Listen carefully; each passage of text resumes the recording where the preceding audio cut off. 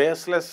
And ఇంకోటి వచ్చేసి ఈమె ఇప్పుడు వచ్చింది పిల్లల కోసం కాదు, గరికిపాటి గారికి ఉన్న ఆస్తుల్లో వాటా అడగడం కోసం వచ్చింది అనే వార్తలు కూడా వినిపిస్తూ ఉన్నాయి. మరి ఇది నిజమంటారా, అబద్ధం అంటారా? అసలు మీ ఉద్దేశం ఏంటి దీనిపైన? ప్రజలకే తెలుస్తాయి కదా. ఆమెకే అస్తిత్వం లేనప్పుడు ఆమె ఏమొచ్చి అడుగుద్ది? ఇప్పుడు ఆమె కూడా ఉపాధ్యాయురాలు, మంచిగా మాట్లాడుతుంది, ఆమెకి బాధలు ఉన్నాయి పాపం. ఆమె కడుపు బాధతో చెప్తుంది. ఏది నిజమన్నది మనకు తెలీదు. లోగుట్టు పెరుమాళ్ళకెరుక. ఓకే. అయితే మాకు తెలిసినది మాత్రం ఇదంతా అవాస్తవము.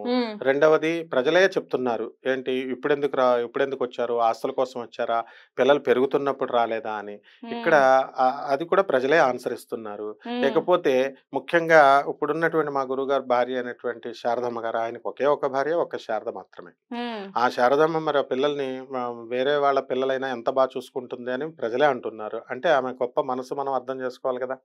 అంటే ఆయన పెంచుతున్నారు, మంచి విద్యాబుద్ధులు వేగబాండ్స్గా తయారు చేసి రోడ్ల మీద వదలలేదు కదా. ఆయన మంచి డాక్టరేట్లు చేశారు, మంచి బాధ్యతాయుతమైనటువంటి పోస్టుల్లో ఆయన పెట్టారు, గౌరవంగా వాళ్ళు చదువుకునేలా చేశారు, సంఘంలో గౌరవంగా బ్రతుకుతున్నారు. కాబట్టి ఇవన్నీ సాధించింది ఇప్పుడు శారదమ్మ గరికపాటి గారి దంపతులు, ఘన విజయం అది.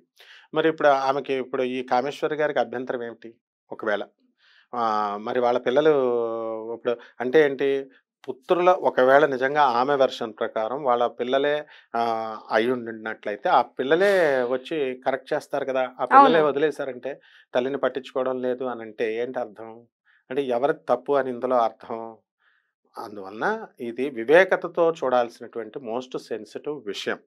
ఇప్పుడు అంత పేరు సంపాదించుకున్నారు, గురువుగారి పేరు ప్రతిష్టలు ఎంత అంటే, నువ్వు రోజు చూడు, ఏ వీడియోని చూడు, ఎవ్వరు అందులో మ్యాటర్ ఉండకపోని థంబ్నెయిల్స్ పిచ్చిగా పెట్టినా అన్నీ కూడా లక్షల్లో వెళుతున్నాయి. అంటే ఏంటి? ఒక్కళ్ళు కూడా నెగిటివ్ కామెంట్ లేదు, ఏదో ఒకటి అర.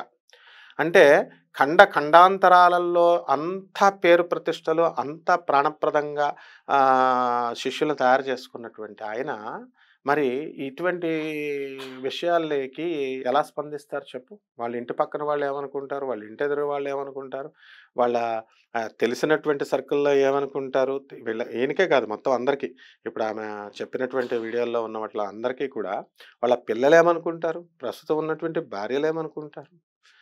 ఇవన్నీ కూడా పరిగణలోకి తీసుకోవాలి. కాబట్టి చట్టాలు ఇవన్నీ డిఫరెంట్, బట్ హ్యూమన్ సొసైటీ ఏమనుకుంటుంది?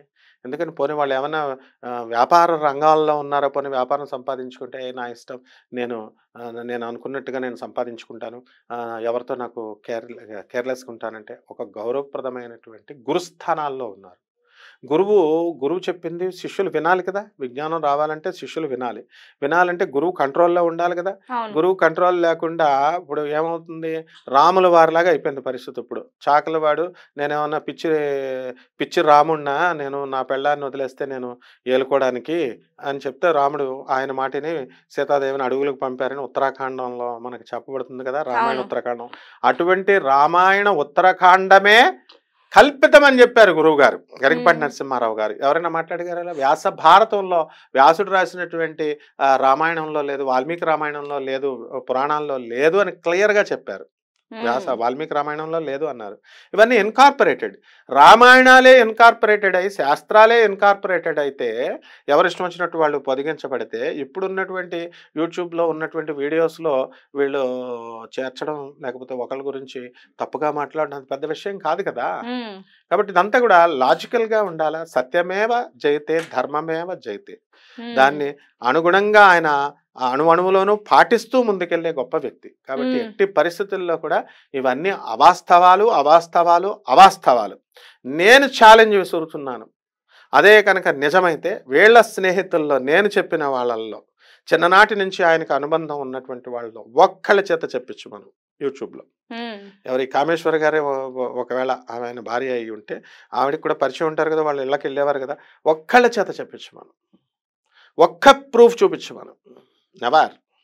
అంటే గురుస్థానంలో ఉన్నటువంటి వ్యక్తుల మీద అభాండాలు వేయకూడదు, గురువుల పరువు తీయడానికి వాళ్ళు ప్రయత్నించకూడదు. కారణం ఏంటంటే పాఠాలు చెప్పుకోవాలి. అక్కడ పాఠాలు చెప్పుకుంటేనే వాళ్ళ పిల్లలు వింటారు. గురువుగారు పరువైపోతే ఇంక పిల్లలు ఏమంటారు? భ్రష్టత్వం అయిపోతుంది. గురుత్యాగి భవేన్ మృత్యు, గురువుని త్యాగం వదిలేస్తే మృత్యువు జయిస్తుంది.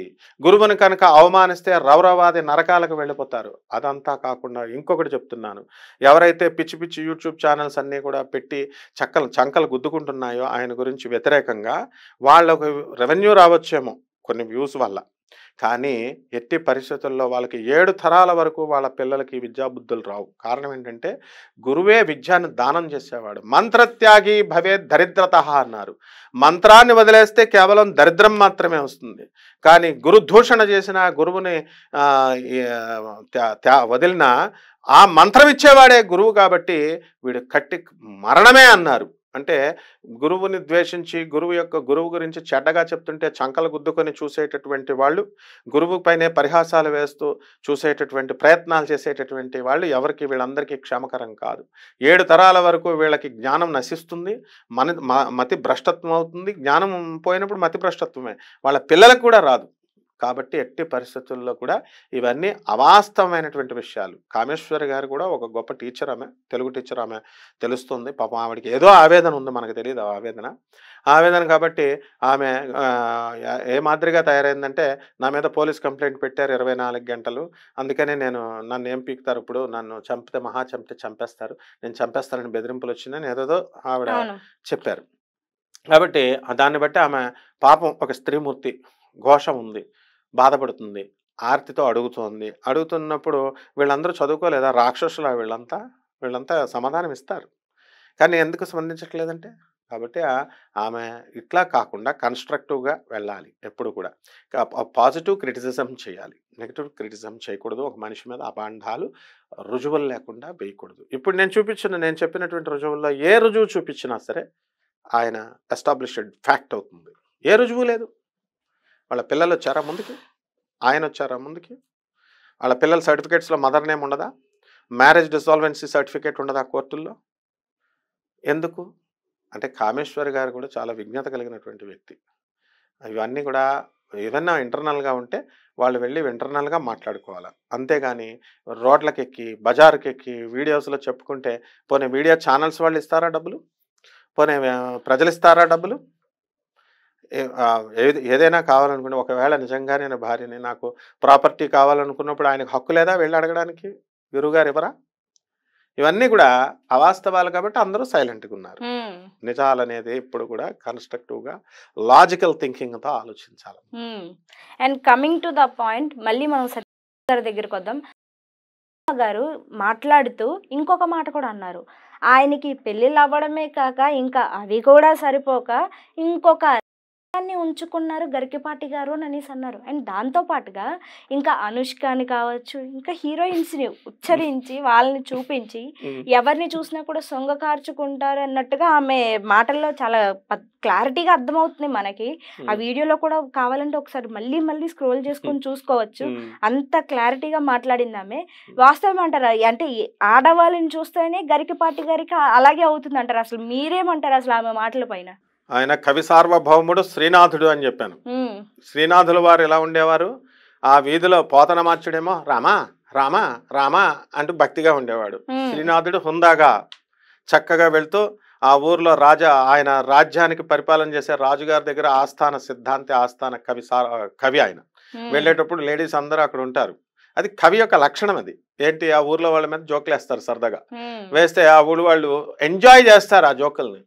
ఏమిటి, ఆయన ఒక తండ్రి హృదయంతో వేస్తారు, అక్కడ ఒక బ్రదర్ హృదయంతో వేస్తాడు కవి సార్వభౌముడు శ్రీనాథుడు. అంతేగాని గరికపాటి అయినా, అంతేగాని ఏమి అలాంటి శొంగగర్చే బుద్ధులు ఉండవు. Because is a teacher. తర్వాత వెళ్ళిన తర్వాత ఒక రాజుగారు, ఆ రాజు ఏం చేస్తాడు, శ్రీనాథుడి యొక్క రాజు చాలా అభిమానము. అబ్బా శ్రీనాథుడు నేను అడిగినప్పుడల్లా కవిత్వాలు చెప్తున్నాడు కదా అని ఒకసారి కవిత్వం చెప్పమంటాడు. శ్రీనాథ నా మీద ఒక పద్యం చెప్పంటే చేతలబా అంటాడు. రాజుని అంటాడు శ్రీనాథుడు, ఇదేమిట్రా బాబు, రోజు రాజుగారు నమస్కారం పెట్టేవాడు, పద్యాలు చెప్పేవాడు, పొగిడేవాడు, ఇప్పుడేంట్రా పొమ్మన్నాడంటే, అప్పుడు ఏమంటాడు శ్రీనాథుడు, ఒక మృష్టాన్న భోజనం చేసి, నాకు ఇష్టమైన పదార్థాలతో భోజనం చేసి, ఉయ్యాల ఊగుతూ ప్రేయసి అంటే అక్కడ ప్రేయసి అంటే మళ్ళీ వేరే అర్థాలు తీసుకోకూడదు, భార్య అని తీసుకోవాలా. భార్య చిలుకలు అంటే తమలపాకులు ఇలాగా నోటికి అందిస్తూ ఉంటే ఆ ఉయ్యాల్లో సేద తీరుస్తూ ఆ మృష్టాన్న భోజనం తీసుకున్నది ఆ ఉయ్యాల ఊగుతూ చక్కగా ఉన్నప్పుడు అప్పుడు వస్తుంది కవిత్వం. అంతేగాని నువ్వు ఎప్పుడు అడిగితే అప్పుడు కవిత్వం చెప్పంటే వచ్చేస్తుంది అనుకున్నావా అన్నాడు. రాజు అర్థం చేసుకున్నాడు. ఆ విధంగా ప్రజలు అర్థం చేసుకోవాలి, ప్రజలే రాజులు కాబట్టి. బికాస్ దిస్ ఇస్ ప్రజాస్వామ్య గవర్నమెంట్, డెమోక్రటిక్ గవర్నమెంట్, డెమోక్రసీ ఇది. కాబట్టి ప్రజలే రాజులు, వీళ్ళు అర్థం చేసుకోవాలా. శ్రీనాథుడు లాంటి వాడని అనుష్కని సరదాగా సినిమా యాక్టర్ మీద మీరంటే జోకులు వేయచ్చమ్మా, మొత్తం ప్రజలందరూ జోకులు వేయచ్చు. హీరోయిన్ నువ్వు ఇలా ఉన్నావు అలా ఉన్నావు అని. గురువులు వేయకూడదా? శ్రీనాథుడు వేయకూడదా? గరికపాటి గారు వేయకూడదా?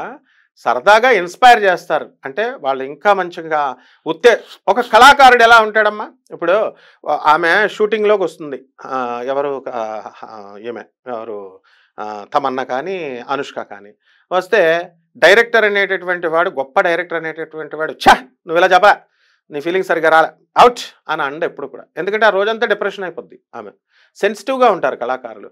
అప్పుడు వాళ్ళు ఎలా చెప్తారు, మా స్మృతి మెత్తగా, వీళ్ళ కళాకారులు రా బాబు, వీళ్ళ మనసు మెత్తగా అని వాళ్ళు పొగుడుతూ జాగ్రత్తగా జోకులేస్తూ అమ్మ చెప్పంటే అప్పుడు ఆవిడకి రావాల్సినటువంటి ఫీలింగ్స్. ఎందుకంటే ఒక టేక్లో రాదు, 4-5 టేకులు వస్తాయి.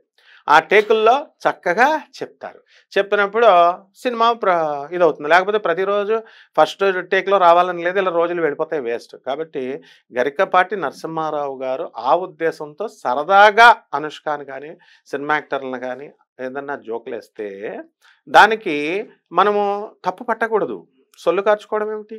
ఆయనకి సొల్లే లేదు, ఆయన సొల్లే కొట్టడు. ఆయన నోటి నుంచి మాట్లాడేది ప్రతిదీ మాట నిజం.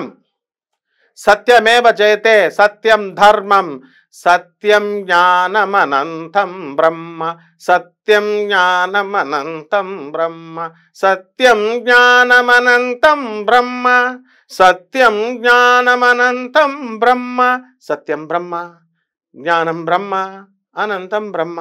ఆయన పరబ్రహ్మ స్వరూపుడైన ఏ గురువైనా సరే హరిహర హిరణ్యాత్మక స్వరూపుడైనటువంటి దత్తాత్రేయుడు అవతారం. గురుస్వరూపంలో ఉన్న దొంగ బాబాలు, దొంగ స్వామీజీలు వచ్చి మేము దత్తాత్రేయ అవతారాలంటే మీరేమో ఒప్పుకుంటారు. జ్ఞానాన్ని బోధిస్తూ ఆయన సత్యాన్నే మాట్లాడు, ధర్మాన్నే ఆచరించు, ఆ తర్వాత అనంతుడమైనటువంటి ఆ జ్ఞానాన్ని మీకు ఇస్తుంటే దత్తాత్రేయ స్వరూపుడి మీదే మీరు నిందలు వేస్తారా? మళ్ళీ రౌరవాది నరకాలు ఉంటాయా? మళ్ళీ పుట్టు ఇది ఉంటుందా? ఉండదు. కాబట్టి ఆయన బోధించే ప్రతిదీ ఆచరిస్తాడు. ఆయన విద్యాసాగర్ లాంటి వాడు. విద్యాసాగర్ అంటే ఎవరు? ఒక తల్లి కలకత్తాలో విద్యాసాగరుడు, ఆయన దగ్గరికి అందరూ వచ్చేవారు. మా పిల్లాడు స్వీట్లు తింటున్నాడండి అని వస్తే అందరూ అమ్మ బాబు తినకమ్మా అని చెప్పేస్తాడు ఆయన. 15 రోజుల తర్వాత రమ్మంటాడు ఆయన చెప్పకుండా. 15 రోజుల తర్వాత మళ్ళీ పిల్లోడిని తీసుకుని వస్తే బాబు స్వీట్లు తినకమ్మా అని అప్పుడు చెప్తాడు. అప్పుడు అడుగుతుంది తల్లి, ఏమిటండి ఇలాగా అప్పుడే చెప్పొచ్చు కదా, నేను అనవసరంగా బోల్డన్ని కిలోమీటర్లు 100 కిలోమీటర్లు దాటి వచ్చాను అంటే టైం వేస్ట్, డబ్బులు వేస్ట్, శ్రమ వేస్ట్ కదా అని అడిగితే తల్లి, ఆ రోజు నేను తింటున్నాను స్వీట్లు, నేను కూడా తింటూ నేను నీతులు చెప్పలేను. కాబట్టి నేను మళ్ళీ ఎప్పుడు ఇవన్నీ మానేసిన తర్వాత అప్పుడు నేను నాయనా నువ్వు తినకు అని చెప్పాను అని చెప్పాడు. అంటే గురువులు ఎవరైనా ఆయన ఒక్కళ్ళే కాదు, బోధించిందే చెబుతారు, సత్యాన్నే చెబుతారు, వాళ్ళు ఆచరిస్తేనే చెబుతారు. ఇది గురుతత్వం. కాబట్టి ఇప్పుడున్నటువంటి యూట్యూబ్ ప్రపంచంలో, తెలుగు స్పిరిచువల్ వరల్డ్లో ఆణిముత్యాలుగా ఉన్నటువంటి ధర్మ ప్రబోధకులు వాళ్ళ కమర్షియల్ వాల్యూస్తో చెప్తున్నారా, లేకపోతే ఏ రూపాయిని ఆశించకుండా చెప్తున్నారా అనేది ప్రజలందరికీ తెలుసు ఎవరు చెప్తున్నారన్నది. కాబట్టి అటువంటి వాళ్ళ మీద మనం నిందలేస్తే తప్పు కదా. కాబట్టి ఎట్టి పరిస్థితుల్లో కూడా ఆయన ఇవేమీ చేయలేదు. ఓకే. అండ్ ఇప్పుడు మనం ఇంకొకరి గురించి మాట్లాడుకుందాం. వడ్డిపత్తి పద్మాకర్ రావు గారు. ఆయన గురించి ఎవరికి కూడా చెప్పాల్సిన అవసరం లేదు, ఎందుకంటే ప్రతి ఒక్కరికి ఆయన తెలుసు. అయితే ఈమె మాట్లాడుతూ ఏమన్నారు అంటే, ఆయన భార్యకి మగపిల్లలు లేరు, మగపిల్లలు లేని కారణం చేత ట్రైబల్ జాతికి చెందిన ఆమెని తీసుకువెళ్ళి మాయమాటలు చెప్పి ఒక చోట పెట్టి కడుపు చేశారు అని మాట్లాడింది ఈమె. వాస్తవమే అంటారా? అది కడుపు చేయడమే కాదు, ఆ రోజుల్లోనే ఆ కడుపును తీయించడానికి దాదాపు 1,00,000 రూపాయలు ఖర్చు పెట్టారు ఆ రోజుల్లోనే. అంటే ఏ రోజుల్లోనో కూడా మనకు అంతగా తెలియదు. అంటే ఆమె ఆ రోజుల్లోనే 1,00,000 రూపాయలు అని చెప్పారంటే మనం ఇంచుమించు 2016, 15 ఇంకా వెనక్కి వెళ్ళొచ్చు అంటారా? అసలు ఏంటంటారు ఆమె మాటల్లో ఉద్దేశం? అసలు ఆ వీడియో ఆమె మాట్లాడితే కదా, అది ఫ్యాబ్రికేటెడ్. అది ఫ్యాబ్రికేటెడ్ అని ఎలా చెప్తారు? ఆర్టిఫిషియల్ ఇంటెలిజెన్స్ వచ్చినప్పుడు అట్లా వచ్చేస్తాయి. ఎలా చెప్తారు అలాగా? చెప్తాను అది కూడా చెప్తా. ఆమె మాట్లాడితే పాపం ఇప్పుడు కొత్తగా సత్యభామ సిస్టర్ మంచి మనస్సు ఉన్నది, ఒక స్త్రీమూర్తి ఆమె. ఇప్పుడు వీళ్ళ మీద కోపం ఉందనుకుందాం, వీళ్ళ మీద కోపం ఉంటే వీళ్ళని అంటుంది పర్సనల్గా. ఆమె ఎవరినైనా సరే తొడగొట్టి అడగగలదు, అడుగుతుంది కూడా. మరి అటువంటప్పుడు ఇక్కడ వీళ్ళని ఒక ఆడపిల్లకి ద్రోహం చేయదు ఆమె. ఇప్పుడు వీళ్ళు ఆయన కడుపు చేసేసాడు, ఆమె మళ్ళీ కడుపు తీపిచ్చేసుకుంది, 1,00,000 రూపాయలు ఇచ్చి వదిలించుకున్నారు, అది ఏదేదో చెప్తున్నారు కదా. ఆమె కాపురం పోతుంది కదా, ఆమె అంత అజ్ఞాని కాదు కదా. కాబట్టి ఒక స్త్రీ యొక్క జీవితాన్ని ఏ గురువు కూడా పాడు చేయడానికి ప్రయత్నించారు. కాబట్టి సత్యభామ కూడా ఒక గురువే. ఎందుకంటే నవనిర్మాణం చేస్తుంది ఆమె, నవ సమాజ నిర్మాణం, వసుదైక కుటుంబం, వీళ్ళంతా ఫ్రెండ్సే. మళ్ళీ ఇప్పుడు సత్యభామ గారు ఎవరో వాళ్ళకి తెలియకుండా ఉండదు, వాళ్ళెవరో ఈమెకు తెలియకుండా ఉండదు, అందరూ తెలుసు, ఒకళ్ళకొకళ్ళు తెలుసు. కాబట్టి ఎందుకు చెప్తారు? కాబట్టి ఇవన్నీ కూడా ఏంటంటే మీడియా కథనాలు, అద్భుతమైనటువంటి. ఇప్పుడు సినిమాకి వెళ్తామమ్మా, ఒక్కొక్క పోర్షన్ ఒక్కొక్క నటించమంటారు, నటిస్తారు అంతే. కాబట్టి ఇది కూడా అవాస్తవం. ఎందుకంటే వద్దిపర్తి పద్మాకర్ రావు గారు ఆయన మరి ఇంతమంది భక్తులు ఉన్నారు, ఇంతమంది జనం ఉన్నారు, ప్రణవ పీఠం ఉంది.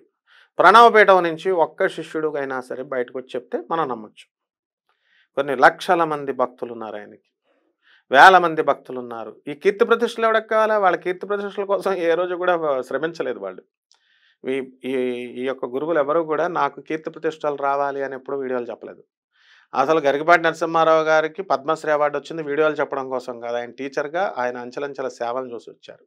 అలాగే వద్దిపరుడు గురువు జ్ఞానాన్ని ఇస్తాడు, కడుపులో ఉన్నటువంటి అజ్ఞానాన్ని తొలగిస్తాడు, వైషమ్యాలను తొలగిస్తాడు, విషాన్ని తొలగిస్తాడు, కడుపులో పెట్టుకున్న కుళ్ళు కుకుత్సాన్ని తొలగిస్తాడు.